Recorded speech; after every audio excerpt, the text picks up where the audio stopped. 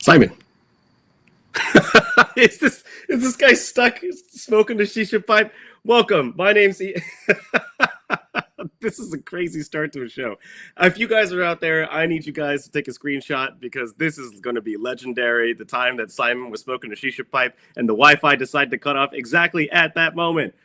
We have a very special guest today who is a close personal friend. I've known him for a number of years, especially when I first started off on Solana.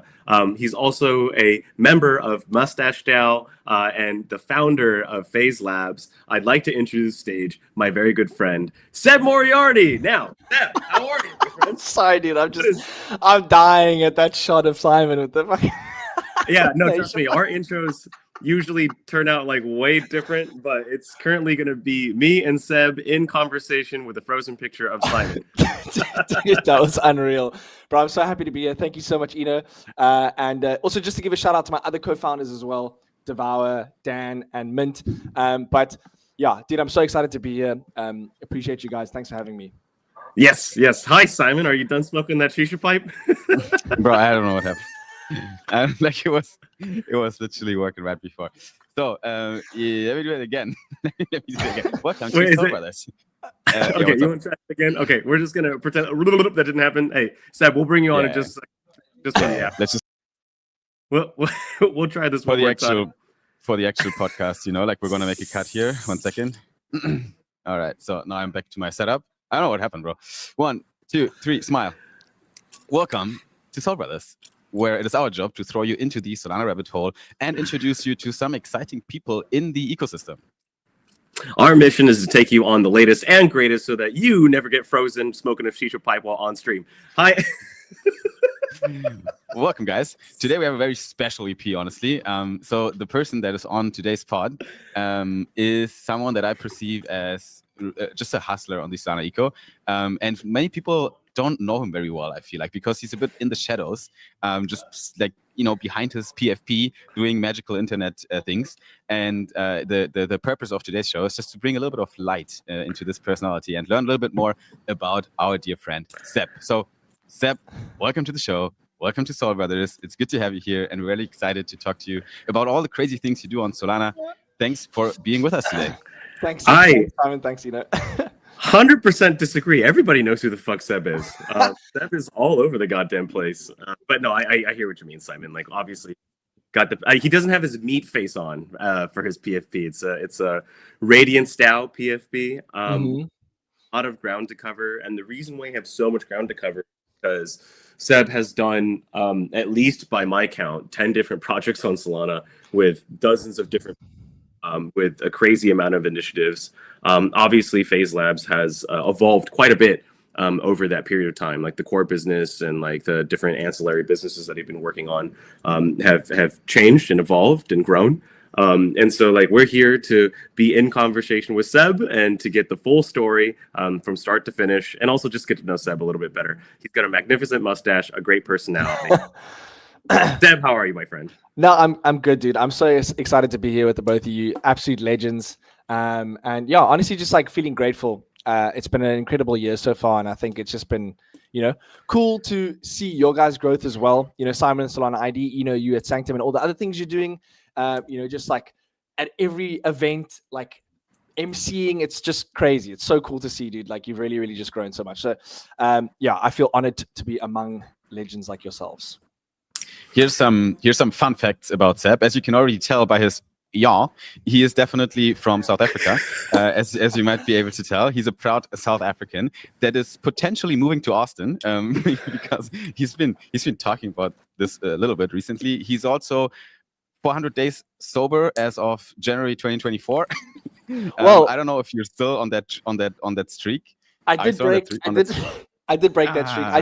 I did do 450 days sober, and then Okay. I started drinking again, not like badly, like I didn't have a problem. The reason I stopped was Of just course. I'll get into that, but it was at Yeah. Singapore, and but just that's a nice segue. Like essentially the reason I stopped drinking was actually because it was a part of my networking plan when I did the circuit in like 2023, 2024 was like I was like, okay, cool.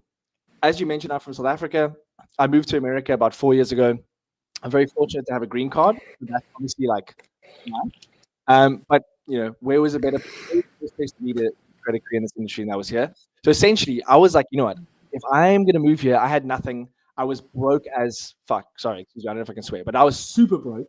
I was just doing some commercials, like acting in commercials, and that made me a little bit of money. But other than that, I had basically like nothing. And I was just like, you know what? I have the time now. I'm staying at my brother's place, like sleeping on an air mattress on the floor. Literally, my back took me years to recover from that. In this apartment in LA, and I was just like, you know what? I'm just going to go at this as hard as humanly possible. So I just started working in the space, finding jobs, and just grinding. And then started going to events. And I was just like, you know what? No one remembers what you say after like 10 p.m., dude, or 9:30. Even when there's an open bar. Like after a certain period of time, everyone's so drunk, the conversations aren't valuable. So I was just like, you know what? I'm just like not going to drink. I'm just going to literally focus on networking. I left every party before everyone started getting drunk so that I knew that I would make good connections. And it worked really, really well. So interesting. Yeah. So that's a part of Seb's story that he likes to gloss over a little bit, but I think is super fascinating that he was in entertainment for a very, very long time. And I mean, it wasn't just acting commercials. Weren't you in music for a little bit as well, or am I crazy? No, I was you can actually, if you go on Spotify and you type in Sebastian Moriarty, you'll find some of my music. And then if you want to go really down the rabbit hole, if you type in Second Nature, like one word, Second Nature, one word, you'll find my old techno project. But yeah, I was a producer for years and DJ for years back in South Africa, and also ran like event companies. Like me and my friend used to run a company called Magnifique, and even in high school we were running like these parties. And we would literally set up venues like Alice in Wonderland, Cartoon Network, like Rick and Morty. We did like Christmas in July. We do like these Drake parties, and we'd literally set up the whole club with like stuff hanging from the ceilings, like massive displays. Like it was really, really sick. So did that for a long time, and then have been acting in commercials since I was a kid. Because my parents, my mom, my dad, my brother, my uncle, all in the film industry. So it just kind of was like came naturally, right? Like getting into that kind of thing. Like, and then that led to me after doing events for a while, getting to commercial acting. I did video editing at a casting studio as well, which is kind of interesting. Just like not to go down a rabbit hole, but it was pretty interesting because like when you're in a casting studio, right? Like, and you're watching these actors come in and these people come in to act for commercials or cast for commercials, right? You really get to see who's good, who isn't, what they did well. And then, I also sit to work with the directors, some really, really prominent like advertising directors, working with like a huge, what's that guy? I forget his name now, but anyway, so that was really interesting. And that helped kind of like expand my ability to like act in these commercials. So I worked with like Jack Daniels and Coca-Cola and brands like Kaufland in Germany and stuff like that. So that was pretty cool.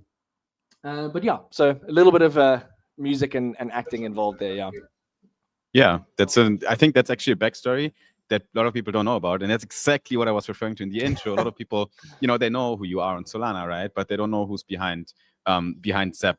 That is the Twitter personality behind the PFP. And now you're on your Solana arc.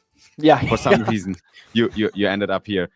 What was the moment that flipped the script? Like, because coming from this, you said you struggled. You kind of sleeping on mattresses on the floor, fucking up your back. Totally fine to swear on this podcast, by the way. And then you found Solana, this holy thing, and for some reason you are now involved, as Ino said as well, in a lot of things. And I would love now at the beginning still of this pod to just quickly try to break down what things do you have your hands in on Solana right now, and then from there we can double tap on a few of these. I Yes. also sorry, one thing too. I mean, if you could somehow add this into your story, I'd love to hear about Radiant Style and like kind of the origin, because that to me kind of feels like the Genesis story. I mean, it's not the first thing you've ever done, but it's like just kind of curious how that all fits together, because you literally have a cabal. It's like the Radiance cabal. Okay, let me. So I'll work this all in together. So essentially, the moment for me for Web3, right?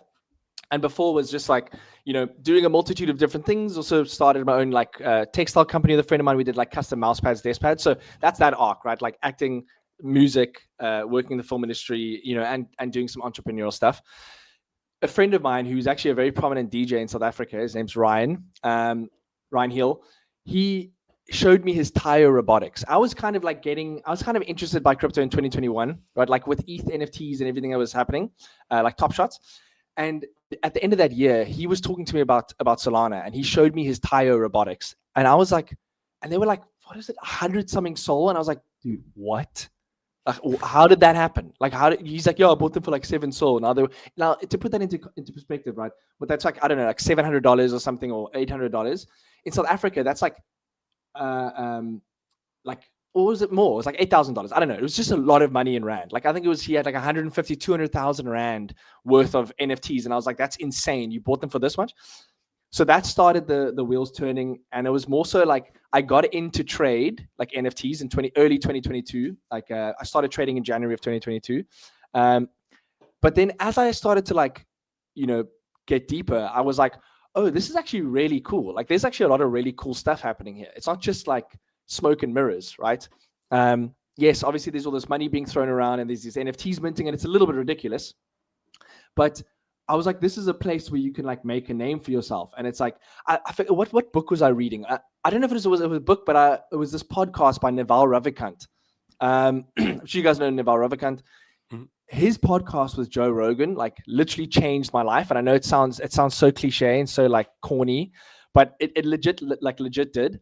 And I think there was something he said in there, which is like, there's like a time and place and like early opportunities, and I just remember thinking to myself, like, dude, this is the opportunity. Like, let me just go full swing in this. And yeah, I essentially did a couple different projects in the early days. I worked for something called, it was like the first raffle platform on Solana. What are they called? I forget their name. They had like these totem NFTs with RevShare. So that was the first project that I worked on. Like, they literally started raffles for NFTs on Solana. So they had a raffle system. You pay Sol, you get tickets to win like an NFT. And then that arc took off, and then everyone started doing raffles for the NFT platforms. Then I started working on it. I left that and I started working on a project called CrowdSurf, which was another guy who came to the space, and he built like this system that was all about like diamond handing, almost like Acadians. And that was really what helped me kind of like get my foot in and like learn a lot. And we actually were building some really cool tech. Like the first pre-sale platform on Solana ever was under them. Like and then like, what is it? Pengu, Pengsol, those guys started doing it as well. But I moved on off that project just because they wanted to go on a weird approach. And during that year, I met the guys from some of the guys from Phase Labs, which was like Devour and Mint, Professor Mint. They kind of started it off, and then Chemo joined, and Slorg, and then myself, who was helping to derug Balloonsville with Sock, who's the founder of Raposa. Yeah, I know. So a lot of little things there. You can see a trend here. I just do as much as I can until I find the right people. And then I was like, okay, well, we need a way to differentiate this project, because obviously it kind of got like, he was a mod for Balloonsville, Sock, and obviously Chartfu was like one of the guys imagining who was like helping take over Balloonsville, right? And in my mind, I was like, okay, this is an opportunity. If I can maybe help these guys as well, like if I can help turn over the worst rug in Solana history, then I can do anything. That was my thinking. And yeah, it was very hard. But anyway, so then I brought them to meet the Phase guys, because it was like, okay, there needs to be a differentiator for this project. Like maybe Balloonsville goes into like derug investigating, rugs in the space, which is something that one of my co-founders, Devour and Slorg from Jupe was doing. So I thought that would be a cool angle. But then it ended up us joining for Phase Labs. Long story short, other people, went on to do their own things. Chemo, Slorg, Jupe, Sock, Raposa, and then me, Devour, Dan, and Mint stayed on in Phase. And now I'll get into Radiance. Okay. Radiance was an idea that was like formulated during those Phase Labs years in 2022. And essentially it was something that Chemo was thinking about, was like some kind of auction platform. And that didn't really come into fruition until like 2024, where Chemo really kind of took the reins, and Devour helped him as well. And we kind of were like, cool, let's do this thing. Like, this idea, burn NFTs, receive a Radiant, absorb projects, use the technology, and then expand. and that's where kind of Radiant stems from. So I know there was quite a lot. It's like a lot of little elements there, but I would say essentially the most important things is after that year, 2022 really was when I started focusing more on Phase Labs. And there was something else I did in 2023, but I'll first let you guys have any questions, because it's just like, it gets convoluted if I just keep going. Yeah, no, I mean, there's obviously a lot of notable folks that you're talking about. Like, if you're in Solana at all, you would obviously not only know Seb, but you would know his cadre of folks that he works with and collaborates with, which includes Chemo Sabe, or Chemo, Slorg the Slug, aka Slorg, Devour, just Devour, I suppose, unless he has a longer nom de guerre that I'm not aware of. Who are some other? And obviously, Sock is doing amazing things over at Raposa Coffee. Like, if you, and Balloonsville is not a project that I've heard of in a long time. Like, a very those houses used to cost so much, bro. Like, Jesus, I know, Christ. dude. It's actually a hilarious story that you brought the houses up. So when they did the houses mint, I got the ranked #1 house. And I put a message in their server to be like, hey, I would happy to help out with social media and stuff. And basically the one day, like a few weeks later, I listed it to sell it. And then I get a message from Sock. And I'm like, oh my God, dude, he saw me list the house. Oh no, dude, he's going to call me out because I listed the #1 rank house. And he's just like, hey, do you want a job? And I was like, oh, thank God, dude. Thought he was going to call me out for listing a fucking NFT. Anyway. Yeah. I mean, like, Balloonsville, for people who don't remember, was like an NFT collection that was quite different in the sense that it wasn't like generative PFPs like of different characters. It was like houses, and like, couldn't you upgrade the houses and stuff like that? Or am I crazy? Is my memory wrong? Well, the thing is, so I don't know if this after the dereg happened, right? The houses were added, then you put your balloons into the houses, and they would increase the staking yield. And the thing about Balloonsville was kind of like, just to talk candidly about it, it was kind of like set to fail, right? I feel like in a lot of ways, because it was like after the rug happened, right? It was seeded with a bunch of money for the liquidity pool, and then basically handed off to people to run. So the initial idea of having that liquidity pool, and we all know what happens to basically every project that had a liquidity pool and people could earn tokens from, it just like drains the liquidity pool. So you would put the balloons in the house and you get a multiplier on your tokens earned. So that was kind of the dynamic there. Yeah, I do miss NFT season only in the sense that, like, there were some really interesting ideas, right? Like, they might not have been the smartest ideas, but like, even that sentence makes no, like, Simon was still building on EVM at that time. It's like, yeah, the thing is, you put more balloons in a house and then you get more staking yield. What the fuck are you talking about? That was the crazy time, like Bad Robots or whatever. There were all those different little collections, and I remember people would make those sheets, like how much yield can you earn from each of these different collections. It was crazy, dude. Yeah, crazy. No, it's truly a different time in Solana history. But yeah, Simon? Some Solana lore, some deep Solana lore here. When was that? Like, what year are we talking? 2022, 2023. Okay. Time frame, yeah. Quite early. Yeah. Yeah. But and then where did you end up today, Seb? Because that's a pretty, like you said, we can see a pattern, which is basically just seek and destroy kind of mindset. You're just going through life and you're like looking for opportunity. I actually love that. I think I actually maneuver my life in a very similar pattern. Honestly, I think it's just because we're both quite entrepreneurial, both outside of Web3 prior to Solana, and now with what we do today. And you still have that in you because you're still attaching so many different parts of the Solana stack, if I'm not mistaken. So where are you today? Like what would you say is like your top 3 items if we would have to place them in a ranking? What would be your top 3 items of focus right now nowadays? So yeah, I mean, I think and we can get into some of the other aspects of how we got you, but like really Phase Labs is the main focus. and the products under it, like Sentinel, Aero, and Netrunner. Obviously, Netrunner being most important. That's also on a tax tool. Aero Pool as well, just like supporting delegated stake to ecosystem contributor validators in the ecosystem, and then Sentinel, the institutional grade validator stuff. But yeah, I mean, it would be Phase and everything we're doing under Phase, because that's really been the core underlying constant in this journey, right? Since 2022 to now to 2025, and all of those things help to like get to where I am now, and that's been really, really obviously helpful. But yeah, that would be the main focus. Gotcha.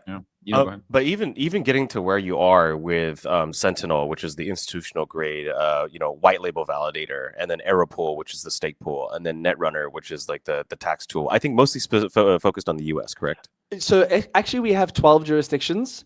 Oh shit. Yeah. So it's actually across 12 jurisdictions. We're looking to add another one as well, Nigeria. So we got USA, Canada, UK, Ireland, Spain, Italy, Germany, South Africa. Represent India, Japan, Australia, and New Zealand. So it's kind of like that definitely made it harder because each of them have like separate kind of little like idiosyncrasies around their tax laws. So it's like managing for that has been a tough one, but we're there.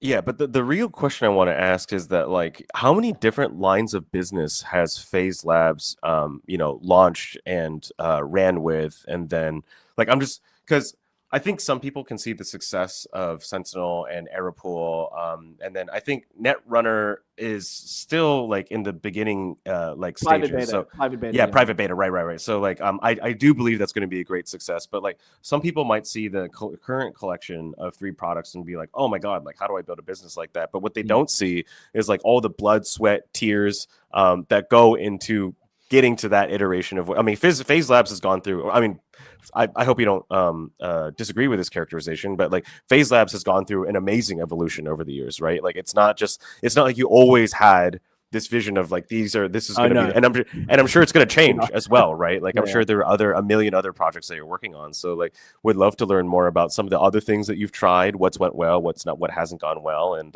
what the future might look like. No, dude, 100%, and I do agree with you. I mean, I think it's been a real journey. And last thing I'll say is the last thing I did before like really fully focusing on Phase Labs and then Radiance was in 2023, which something I'm really proud of. Which was like after that first year, 2022, learning everything was Seeds, which was a pre-sale platform that I built with a friend of mine. And that did really well. We bootstrapped that from the ground up. We did about 30 plus launches, $2.5 million in volume ran through the platform, and that was kind of like the entry point for me to be like, oh, wow, I can actually build something even myself. And that literally helped me survive in 2023. We tried our best to do like high quality NFT pre-sales. And we actually, by the end of the year, were like the most popular out of like Saba and Helio, obviously all great companies. Like they obviously did a lot of volume and a lot of NFTs, but we were like kind of the most excitable one by the end of the year. So that was pretty awesome. But essentially, even in that time, right, while doing that, like, and why I bring up Seeds as well is with Phase, we've had a number of different products over the years, from 2022 to 2023 to 2024 to 2025.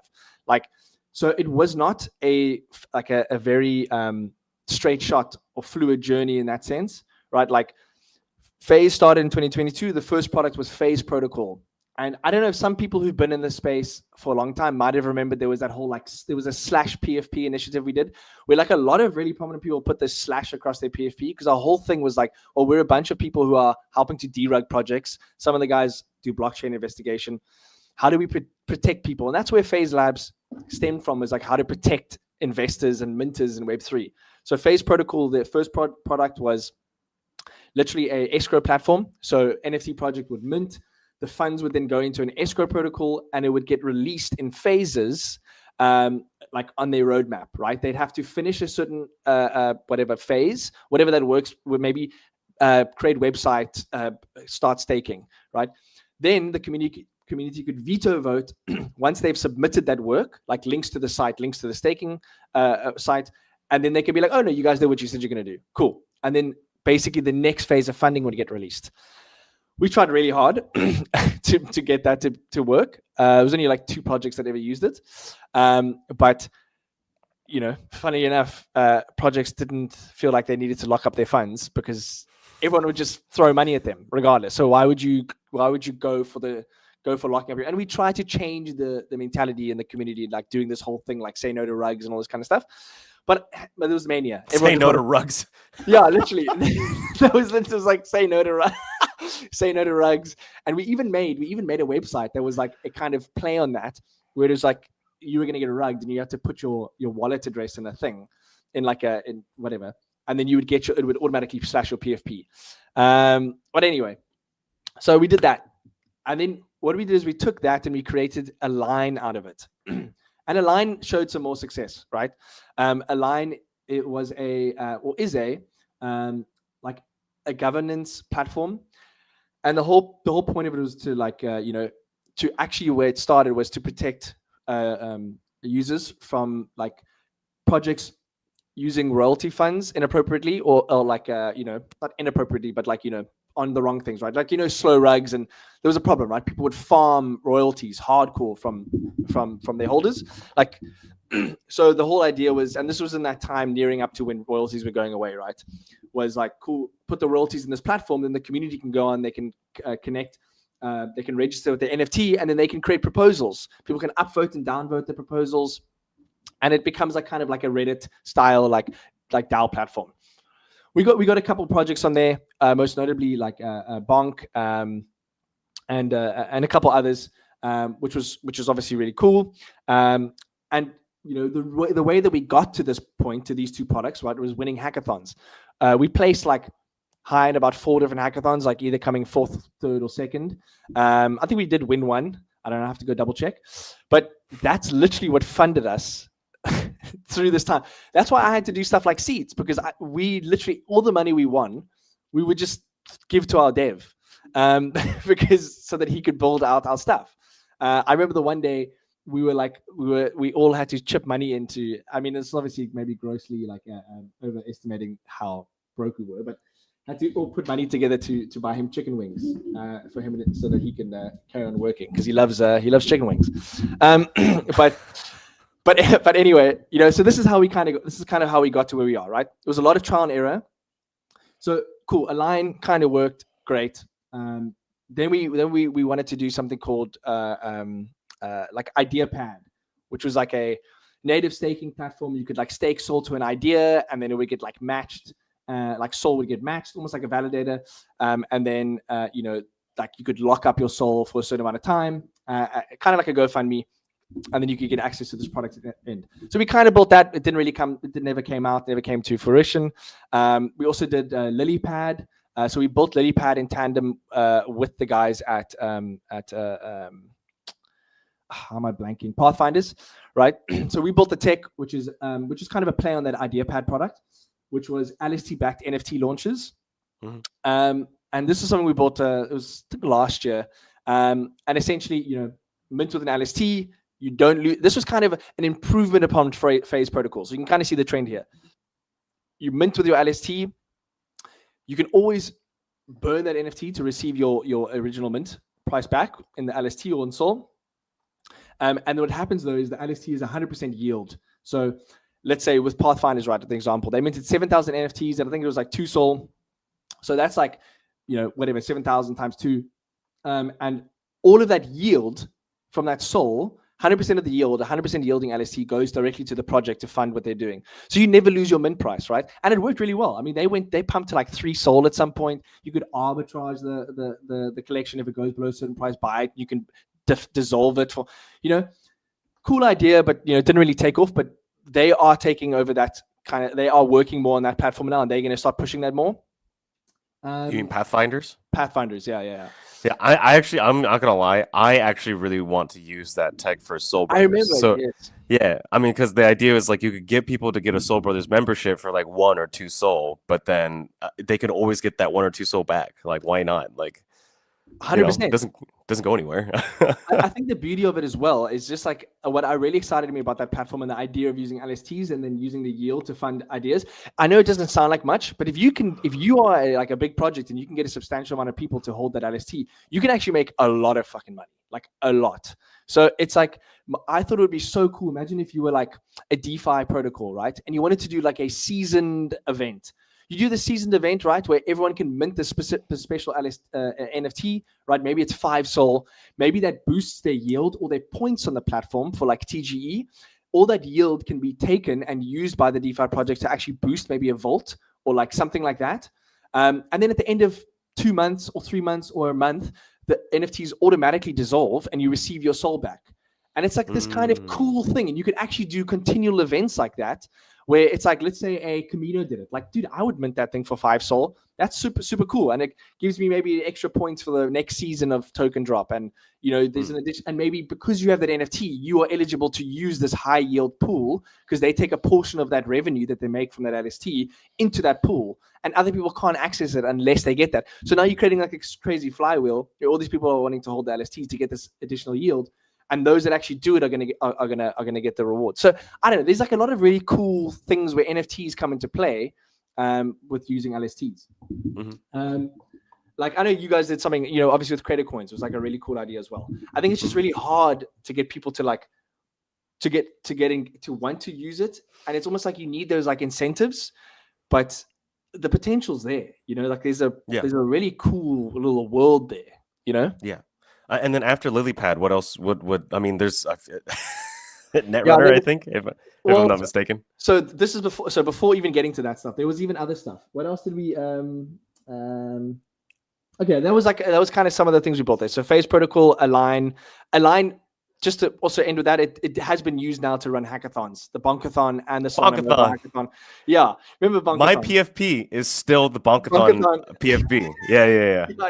Literally. So that project, that platform did evolve quite cool. Actually, the V2 of it. So it actually is now can be used to run hackathons. Radiance now acquired that platform and now they use it. They did the Solana Mobile Hackathon on there. So, you know, really, really cool. And then essentially now where we've come to is last year we were fortunate enough to be the custodians of Aeropool and you know, start that Solana ecosystem contributor stake pool. So we support over 170 plus validators, and we've also helped educate and onboard about 35 plus node operators, like, you know, app developers, you know, people in the ecosystem, different teams and products. Simon with Solana ID is one of them. We help them kind of learn how to get their validator set up, and they run it. So that's really been an awesome project, and that kind of like helped us, you know, move into these other areas, right? So with Netrunner, that kind of was like the next thing that came on was it was actually originally absorbed by Radiance because, and here's a little story time. As I get into the actual 3 products that Phase works on, which is Aeropool, Netrunner, Sentinel.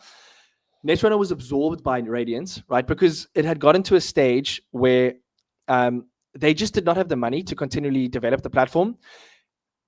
The product was started in 2022, right? The NFT project minted in 2022.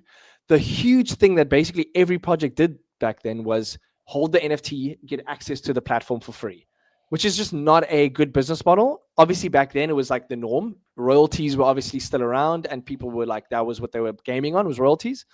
So, so that kind of stifled Netrunner's growth revenue-wise, because essentially people were just sending the NFTs to each other. So even when the previous team actually brought in subscription costs, they did make about like $50,000 or something like that, like their first year doing subs, which is actually not bad considering that there's all these NFTs around.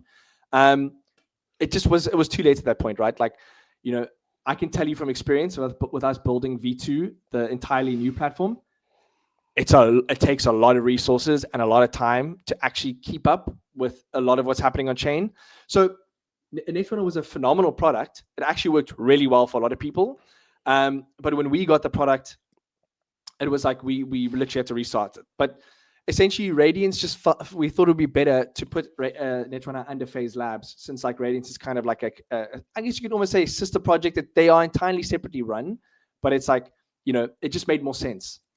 I think that's the biggest misconception that people have is they think that Radiance is Phase Labs and vice versa. But like, and don't get me wrong, you guys are all friends, and also, quite frankly, there is a little bit of cross pollination, but between the two organizations, so it kind of makes sense why people would get confused. But they truly are two separate entities that are run separately with different leadership, et cetera, et cetera. 100%. So it was kind of like it was this really amazing kind of thing that we all started together, right? But the idea was always that it would get to a point where the community would kind of take over it. And Chemo obviously takes charge there. Devour helps with some admin and strategy stuff there as well still. And then I also kind of help with some marketing stuff. But really the community has taken charge of that. Like everyone who works on the project now are like either community members or outside source people. I'm actually really proud. My little brother Lib, he's actually the he's the COO of Radiant Sound. He's incredible. He's 22. The guy is a beast. He's going to be far more successful than I'll ever be. So it's really, really cool. And there's a really amazing group that's like in Radiance and really focusing on that now. But yeah, there was overlap, right? Like we kind of like as Phase Labs came together to help launch it and like get it going, and like because there was this original vision that was kind of like brought under the company, and Chemo really took it and just like made this awesome thing, and he's really the point man. Radiance, that's his thing, that's his baby. Yeah, and I'd love to talk a little bit about your background and your history now in the whole validator ecosystem, because you're quite embedded in that ecosystem by now, especially with Aeropool and with Sentinel.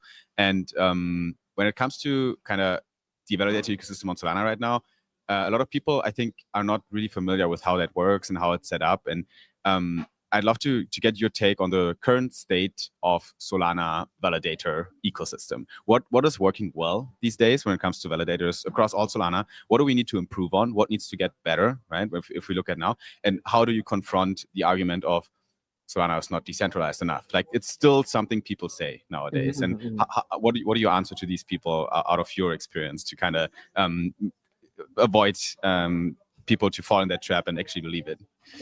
I'm just gonna see if I there we go. The camera was like blurring me, but no, great question. So I mean, I think the Solana validator ecosystem is in a pretty unique place right now. Like it's kind of like you think about even a year ago, it was like, oh, we need more clients, right? Like we obviously have FireDancer out now. Obviously Jito, FireDancer, and then Anza with Agave. Incredible, like just really, really three phenomenal clients, especially what like I also need to really give props to Anza and like how much they've improved on the original Solana client. Because for anyone listening that doesn't know, like the original Solana client was like is the same, is literally the Agave client. So it's the Anza team, and it's just insane how much they've pushed that forward, right? In competition with FireDancer. I think more so like just like it's like innovation, competition breeds innovation, right? And we in that stage now where it's just really like both those teams are just like absolutely innovating and like pushing the boundaries. And obviously Jito as well. It's just really we're in a really good ecosystem or a good place at the moment. But we also have all these new like clients coming out or kind of like I wouldn't say mods, but it's like extensions maybe. Like 00 is really incredible as well, like how that's gonna increase IBL, increase bandwidth, reduce latency, whatever. I mean, they obviously aren't only going to be Solana. Like I think they're gonna they're also going to spread their wings a little bit. But I mean, that's also just another thing that really helps to improve just like the blockchain as a whole and just Solana and its ability to just really be the best out there. NASDAQ level speeds, and there's also things like bulk coming now as well. Which is pretty awesome, which is going to be like help us become competitive with Hyperliquid. I think that's kind of like the narrative, right? And there's also Raikou. I think it's kind of like a competitor like Jito. There's really a lot happening. Like the validated ecosystem is heated up, and I know Eno can also like give input on this. But it's pretty incredible. I think it's never been like easier to set up a validator than it is now, but it's also never been harder because it's just like the ecosystem is extremely competitive. There's all these DATs, there's all these other things. Like getting and attracting stake is extremely hard, right? I think obviously the growth in stake pools on the network is a clear indication of how it's like how that is to help kind of remedy this and to support network growth. and validator sustainability.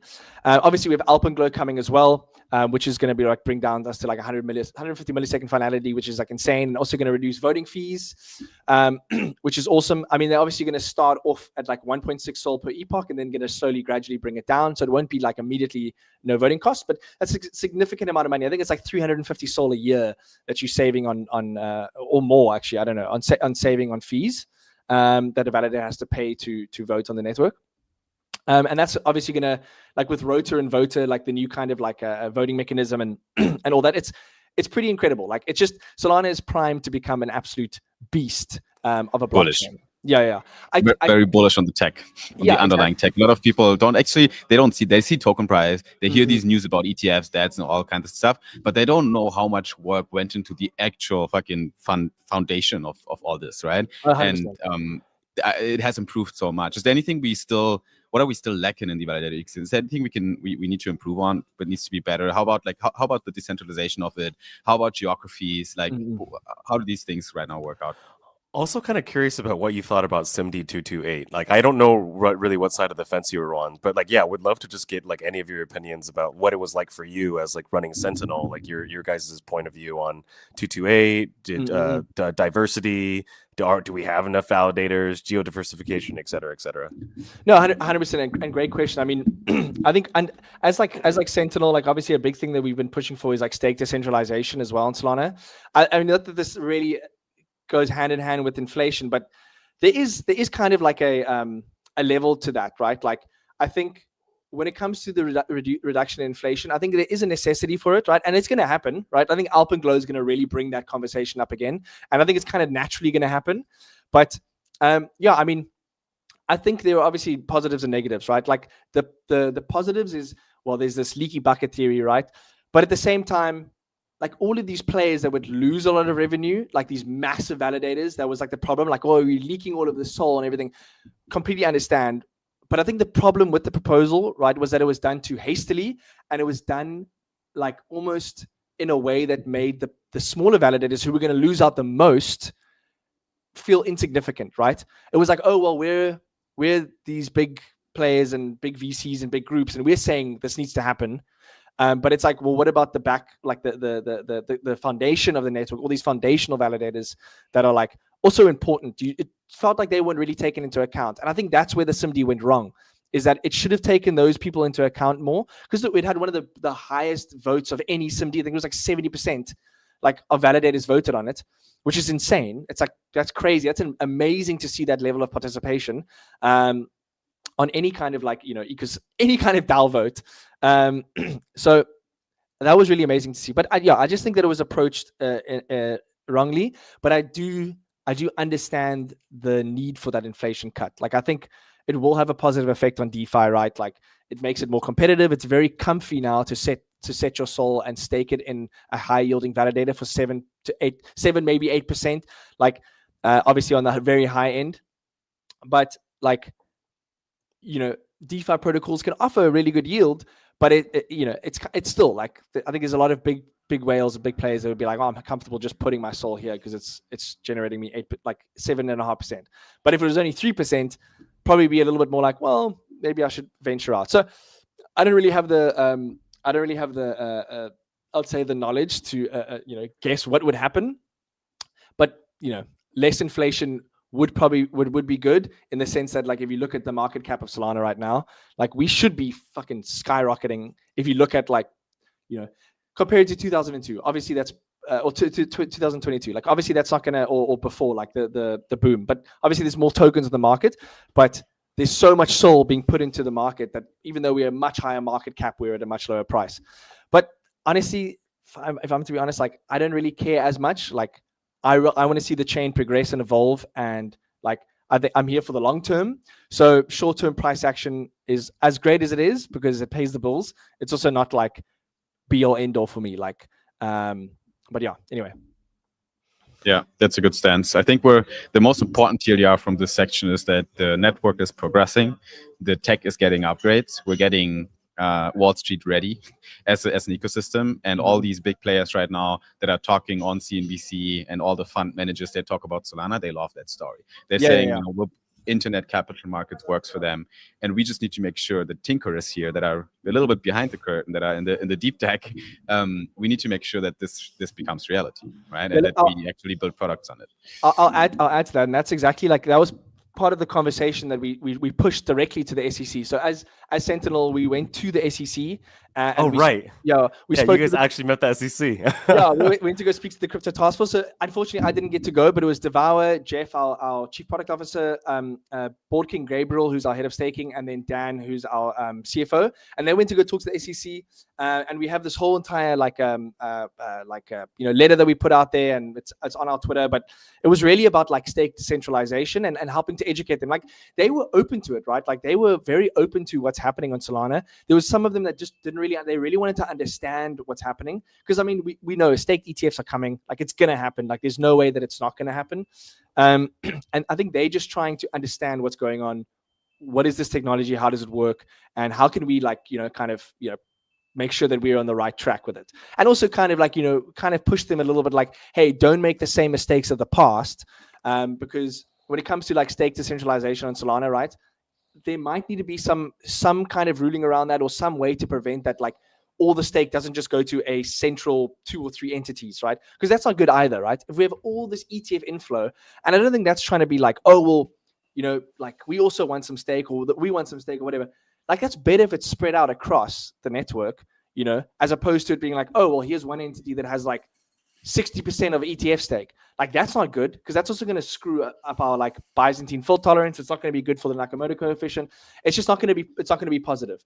So I think that's a really important thing that we just have to push for, right? Is make sure that there's this stake decentralization, and it doesn't all just inflow to like 1 or 2 big players, and that just kind of like offsets the network heavily, because it could have a real effect, Yeah. And then those ETF issuers, or even it could be a DAT that ends up accruing. I mean, Vertex is still out there to see who's going to accrue the most SOL, but then they become kingmakers, and in a sense, almost like a shadow foundation, right? I'm not saying shadow in the sense that they're necessarily bad actors, just shadow in the sense that like suddenly you have to start kissing their feet, and it's like whoa, I have to start kissing your feet because you know how to suck dick in TradFi.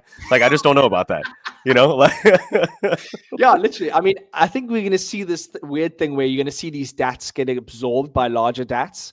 Like it's like a trend. It's so funny, because I think when you've been in the space for long enough, and like even being in the NFT era and all that kind of thing, you can kind of apply a lot of these smaller events and things to larger things, right? Like you see these things, that all these financial kind of events, whether it be in NFTs, meme coins, TradFi, DeFi, it's like they all kind of have like the similarity to them. They're just on a different scale, and it kind of puts it in perspective. It almost makes it a little bit more like it makes it less scary, right? Because you're like, this kind of feels like a like a meme coin like CTO takeover, or like an absorption of this product or whatever. I don't know. There's just like this weird link that I've found in my mind when I think about these things, and I'm like, oh, this kind of, I don't know. It just makes it feel less like big and scary. Like, oh my gosh, dude, these guys with millions of dollars, which I think is just a product of working in the space, right? Like you can come into the space as someone who's like never worked in TradFi or finance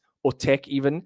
And if you just put in the work, it's a lot of work, but if you put in the work and you just really like, learn from everyone around you, from people smarter than yourself, right? Because there's a lot of people here way smarter than me that are like, that I've hopefully like, absorbed some of their smartness.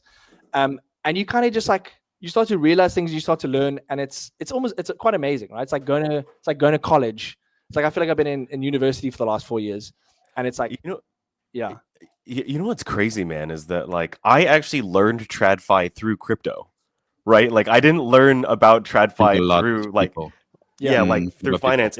It's more like I learned how crypto worked. I'm like, oh, that is the same as this, and this is just the DeFi equivalent of what. That's what that meant. Like an ETF, what the fuck is that? Like I had literally zero clue what any of the terminology meant. Like how does borrow and lend work? And then you realize it's just like a debundled it's what the bank already does, right? Yeah. Treasury bills, like funding rates, like money, M1 supply, M2 supply, M whatever the fuck. It's but yeah, all through crypto. And I think it's I don't know, just Solana's just made it so much easier to learn more than ever before. So I really deeply relate to what you're saying here. Yeah, I think yeah. a lot of people in crypto that are coming into crypto, getting financial literacy, or how do you say it? Literacy. Literacy, financial literacy. They get it from crypto, which is actually really amazing. Because that brings them. It's a super important topic. So we learn about money, we learn about economies, we learn about the world pretty much works, because we're diving into crypto, which is pretty beautiful.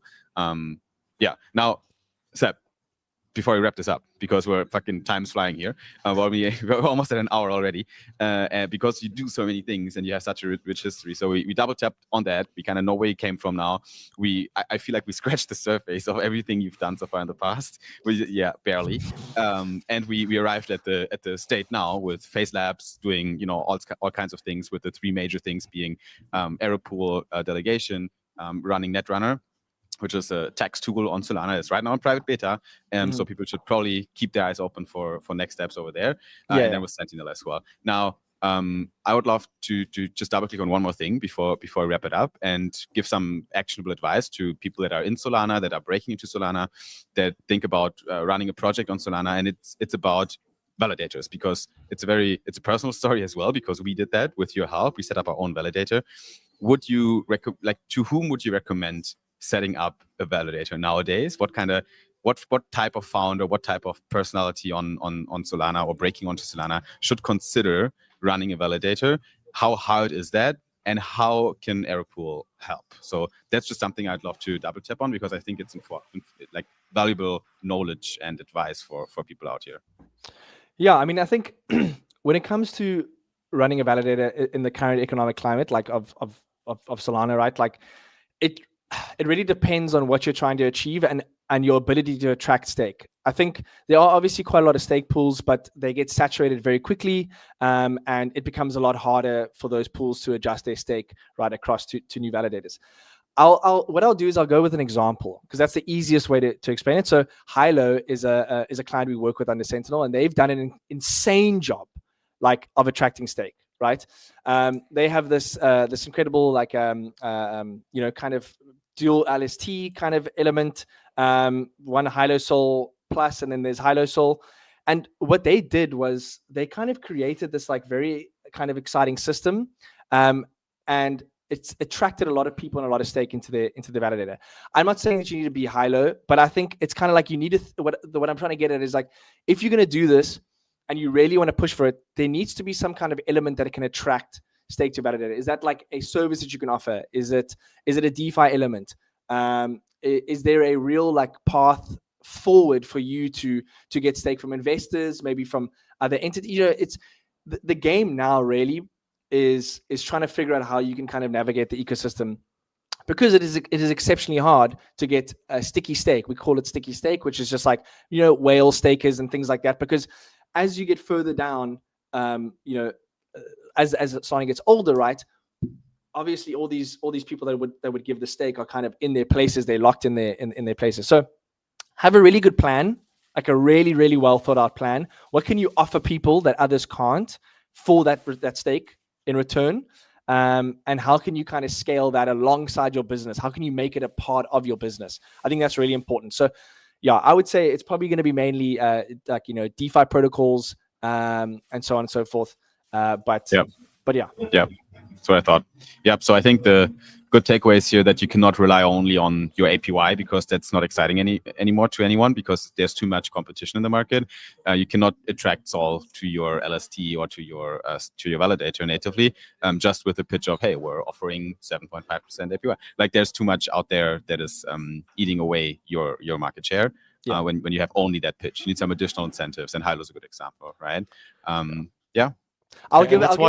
Yeah, sorry. Oh, go ahead. Yeah. So go ahead. I was going to say there was a great example that Mert gave actually in the past, where he talks about validators, and it's think about it as different stores, right? There's all these different shops, right? So you think about Solana and the validator ecosystem, and each of them are their own shop, their own store. What makes someone want to go to your store and buy your product? Why would someone want to come into your establishment and support you that's what you need to think about. Is like, how can you create that value for them? Are you a Gucci? Are you an Armani? Are you a Apple store? Whatever. What are you? You know, what are you going to use to attract people to actually want to support what you're doing?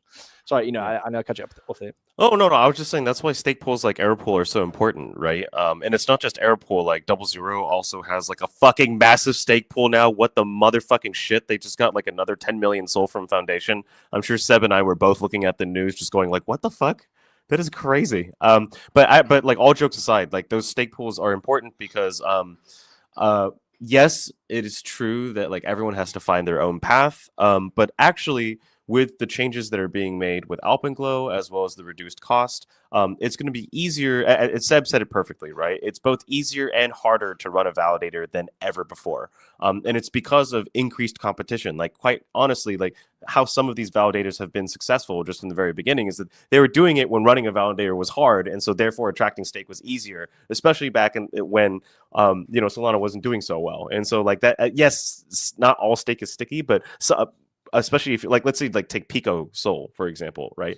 Like if Pico were to have started running a validator today, I just don't know if he would have been as successful as when he had started at that time. He did it when it was difficult. He did it when it was early, when people weren't really talking about Solana as much. But the stake pools, I think, help a lot, especially for new validators who are just trying to get their foot in the door, because it's like, what, it takes at least 44,000 Soul to be profitable, which like not everybody can do that. Like that's very difficult.